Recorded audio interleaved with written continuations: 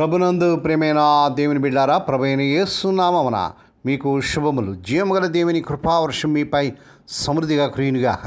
ఈ దినం అనగా మే నెల 7వ తారీఖు 2026 గురువారం హోలీ ట్రింటీ చర్చ్ మినిస్ట్రీస్ వారు అందించు అనుదినమన్న ఈ దినమన ధ్యానాంశము మీ పక్షమున ప్రభువే పోరాడును, మీ పక్షమున ప్రభువే పోరాడును. దేవుని వాక్యం చదువుకుందామండి. యెహోషువ గ్రంథము 23వ అధ్యాయం 10వ వచనం. మీ దేవుడైన యెహోవా మీతో చెప్పినట్లు ఆయనే మీ పక్షమున యుద్ధం చేయించినాడు గనక మీలో ఒక్కడే 1000 మందిని తరమగలడు. దేవుడు తన పరిశుద్ధ వాక్యం దీవించునుగాక. దేని బిడ్డారా, మీరు అంతా ఎలా ఉన్నారని, మీ ఆరోగ్యాలు ఎలా ఉన్నాయి, మీ కుటుంబాలు అందరూ బాగున్నారా? మీకోసం, మీ కుటుంబాల కోసం, మీ ఉద్యోగాలు, మీ వ్యాపారాల కోసం, మరి సేవకులు వారి పరిచర్య కోసం మేము భారంతో ప్రార్థన చేస్తున్నాం. మీకు ఏదైనా ప్రార్థన అవసరతలు ఉన్నట్లయితే దయచేసి మాకు తెలియచేయండి, మీకోసం మేము ప్రార్థన చేయగలం. దేని బిడ్డ దేవుని వాక్యంలో చూసినట్లయితే ఈ యెహోషువ గ్రంథం 23వ అధ్యాయము మనం చదువుకున్నాం. ఇక్కడ ఈ సందర్భం ఏంటంటే యెహోషువ వీడ్కోలు ప్రసంగం చేస్తున్నాడు. యెహోషువ గారి యొక్క వయసు మీరి 110 ఏళ్లవాడయ్యాడు. ఇజ్రాయెల్ దేశాన్ని జయించి 12 గోత్రాలకు పంచి ఇచ్చేశాడు. ఇక తాను చనిపోయే ముందు ఇజ్రాయెల్ పెద్దలను నాయకులు పిలిచి చివరి హెచ్చరికలు దీవులు ఇస్తున్నాడు.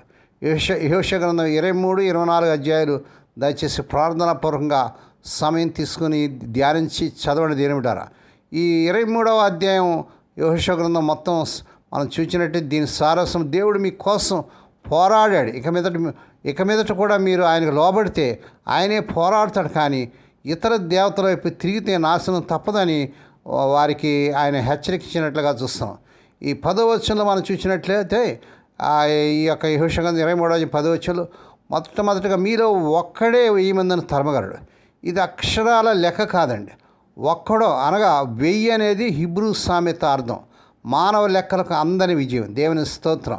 లేవికాండం 26వ అధ్యాయం 8వ వచనంలో దేవుడే ముందే వాగ్దానం చేశాడు. మీలో 5 100 మందిని తరుముదురు, మీలో 100 మంది 10,000 మందిని తరుగుదురు. దేవుని స్తోత్రం.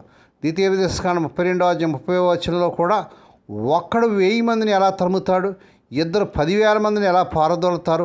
వారు ఆశ్రయులకు వారిని అమ్మివేస్తే తప్ప, యెహోవా వారిని అప్పగిస్తే తప్ప అని ఇక్కడ అంటున్నాడు. దేవునికి స్తోత్రం కలుగునుగాక. దేని బిడ్డలారా, ఇది దేవుడు మనకి ఇచ్చినటువంటి వాగ్దానం. ఈ సమయంలో ఈ వాగ్దానం పట్టుకొని దేవుని సన్నిధిలో మీరు ఏ సమస్యలు గుండా, ఏ కష్టాలు గుండా, వేదనలు పెడుతున్నారో ప్రార్థన చేయండి. సమస్యలు అనేటువంటి మరి శత్రువులు, మరి ఇవన్నీ కూడా అనారోగ్యాలు, కష్టాలు, వేదనలు, ఇవన్నీ కూడా ప్రభు మిమ్మల్ని నుంచి తరిమికొట్టి ఆయనే మీకు ఆశ్రయంగా దుర్గంగా ఉంటాడు.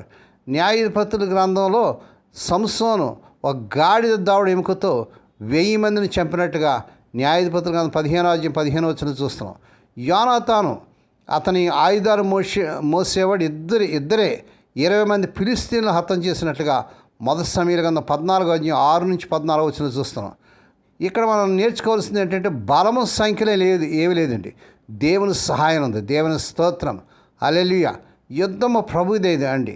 శక్తి చేత కాదు, బలము చేత కాదు, నా ఆత్మలనే జరుగునని జకర్యా గ్రంథంలో మనం చూస్తున్నాం. దేవుని స్తోత్రం కలుగునుగాక.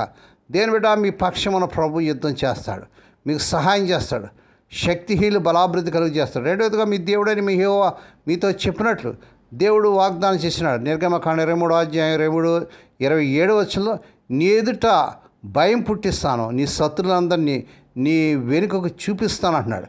యెహోషువ కాలంలో యెరికో, హాయి, గిబియోను యుద్ధాలు ఇశ్రాయేలు పోరాడినా నిజంగా గెలిపించింది దేవుడే. సూర్యుని నిలిపిన రోజు కూడా ఉంది.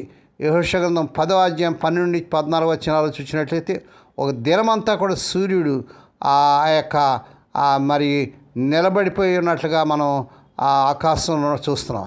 ఇదంతా దేవుని బిడ్డలు. దేవుడు మరి ఆ సమయంలో దేవుడు అసాధ్యాన్ని సాధ్యం చేసి ప్రభు ఇశ్రాయేలు పక్షాన పోరాడి గొప్ప విజయం దయచేసినట్టుగా చూస్తున్నాం. దేవుడు మీ పక్షంలో కూడా విజయం దయచేయగలడు. చివరిగా మూడవదిగా ఆయన మీ పక్షముగా యుద్ధం చేయించున్నాడు అంటాడు. ఇది ప్రజెంట్ కంటిన్యూస్ అనమాట. అంటే చేశాడని కాదు, చేస్తున్నాడు. గతంలో చేసిన దేవుడు ఇప్పుడు కూడా చేస్తాడు. గతంలో ఉన్నటువంటి ఆ దేవుడే పాత నిబంధనలు ఆ ప్రవక్తల పట్ల, యెహోషువ పట్ల, మోషే పట్ల మరి చేసిన అద్భుతాలు, ఆశ్చర్యకార్యాలు ఈ దినాన్ని కూడా మన పక్షం కూడా చేయగలడనేటువంటి గొప్ప ధైర్యాన్ని, నిరీక్షణ ప్రభు మనకి ఇస్తున్నాడు. దేవుని స్తోత్రం. అయితే షరతు ఏంటంటే యెషయా గ్రంథం 23వ అధ్యాయం 6వ వచనం 8వ వచనం, మీరు ధైర్యం తెచ్చుకొని యెహోవాను హత్తుకొని ఉండాలండి. దేవునికి లోబడితే ఆయన యుద్ధం చేస్తాడు. అవిధేయత వస్తే 13వ వచనంలో ఆయనే శత్రువుగా మారుతాడంట. దేవుని బిడ్డ, నీ సమస్యలు, నీ కష్టాలు నుంచి నువ్వు ఆ విడుదల పొందాలంటే ప్రభుకు నువ్వు లోబడాలి, ఆయన ఆశ్రయించాలి. దేవుని స్తోత్రం. యుద్ధం నీది కాదు. సమస్య, అప్పు, అనారోగ్యం, వ్యసనం, భయం, కోర్టు కేసులు, నీ బలంతో నీవు గెలవలేవు. దేవుని బిడ్డ, నువ్వు ప్రభు బలాన్ని తీసుకోవాలా. ప్రభువుని ఆశ్రయంగా చేసుకున్నప్పుడు యెహోవా మీ పక్షంగా యుద్ధం చేయించినాడని 2వ దినవృత్తాంతం గ్రంథం 20వ అధ్యాయం 15వ వచనంలో ఆయన వాగ్దానం చేస్తున్నాడు. మరి నీ పని, నా పని ఏంటంటే నమ్మి, ఆయన వాగ్దానం నమ్మి లోబడి నిలబట్టే. దేవుని స్తోత్రం. తర్వాత సంఖ్యాబలం అవసరం లేదండి.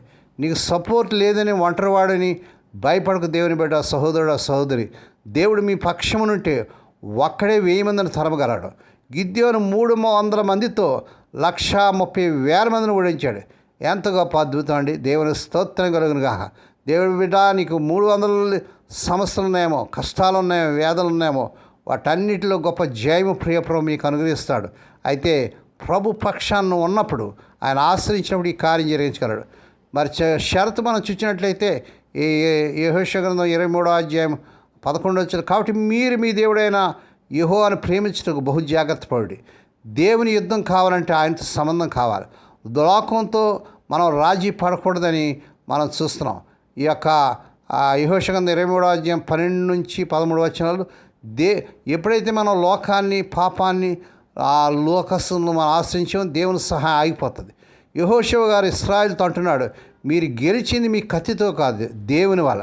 ఇక మీదట కూడా ఆయనకు నమ్మకంగా ఉంటే అసాధ్యమైన విజయాలు మీవే. ఒకడివి అయినా 1000 మంది తరమగలరు. ఎందుకంటే యుద్ధం చేసేది యెహోవా. నీ జీవితంలో దేవుని బిడ్డ, ప్రస్తుతం 1000 మంది లాంటి కనిపిస్తున్న సమస్య ఏదైనా ఉందా? అది దేవుని చేతిలో పెట్టు. దేవుని బిడ్డ, మోకరించి వాగ్దానం పట్టుకొని ప్రార్థన చేయండి. దేవుడి మీ అట్లా అద్భుతాలు చేసి మీకు గొప్ప గెలుపు, జయము దయచేసి సమస్యలన్నిటి నుంచి, కష్టాలన్నిటి నుంచి, వేదనలన్నిటి నుంచి ప్రభు విడిపించి మిమ్మల్ని అనేకులకు దీవెనకరంగా, ఆశీర్వాదకరంగా చేయగలడు. దేవుడి మాటలు దీవించునుగా. ప్రార్థన చేసుకుందాం. పరిశుద్ధమైన మా తండ్రి, ఈ ఉదయకాలం మీరు మాకు ఇచ్చిన ఈ వాగ్దాన సందేశాన్ని బట్టి నేను స్తుతిస్తున్నాం తండ్రి. యెషయా గ్రంథం 23వ అధ్యాయం 10వ వచనం, ఆనాడు ఇశ్రాయేలు పక్షాన యెహోషువ పక్షం ఇచ్చిన జయం ఈనాడు మా పట్ల కూడా మీరు చేయబోతున్నందుకే నేను స్తుతిస్తున్నాను తండ్రి. ఎవరైతే సమస్యలు గుండా, కష్టాలు గుండా, మరి అనారోగ్యాలు, వ్యసనాలు, భయం, కోర్టు కేసులు, అప్పులు, మరి ఏవి ఉంటున్నాయో వాటన్నిటి నుంచి ప్రభువా మీరే మా తండ్రి జయము దయచేయండి తండ్రి. మీరే విడుదల ప్రకటిస్తున్నాను తండ్రి. ఆయన నీకు స్తోత్రాలు. మీ కృపాకార్యం జరిగించుకోండి తండ్రి. మాకు అసాధ్యమే కానీ ప్రభువా మీకు సమస్తం సాధ్యం. ఆయన ఈ ప్రార్థనలు ఏకీపిస్తున్న ప్రతి బిడ్డ బట్టి నీ కార్యం జరిగించుకోండి.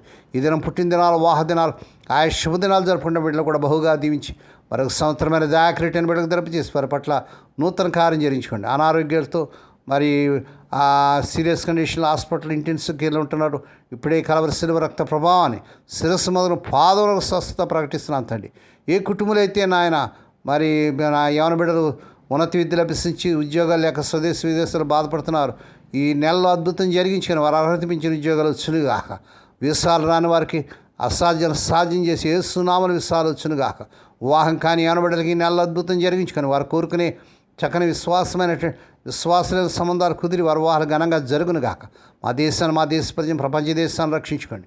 నీ దినదాసులను, దాసురాను, విధురాను, దిక్కులేని బిడ్డలు, తండ్రి లేని బిడ్డలు జ్ఞాపకం చేసుకుని వారు ప్రతి అవసరం తీర్చండి. ఈ దినమంతటిని బిడ్డలు వచ్చి మీరు రక్తం చేసి ప్రతి విధంగా కీడు నుంచి, దృష్టి నుంచి, ప్రమాదం తప్పించి క్షేమకరమైన ప్రయాణాలు దయచేయమని సమస్త మహిమాఘనత మీకు హెచ్చరించుకుంటూ స్తుతిస్తూ కొనియాడుతూ యేసయ్య పరిశుద్ధ నామమున స్తుతించి గానపరిచి వేడుకొని ప్రార్థిస్తున్నాం తండ్రి. ఆమేన్. మన ప్రభువైన యేసుక్రీస్తు వారి కృప, తండ్రి అయిన దేవుని ప్రేమ, పరిశుద్ధాత్మ దేవుని కన్నీరు సహవాసం సదాకాలం మీకు తోడేండి నడిపించి బలపరచునుగాక. ఆమేన్.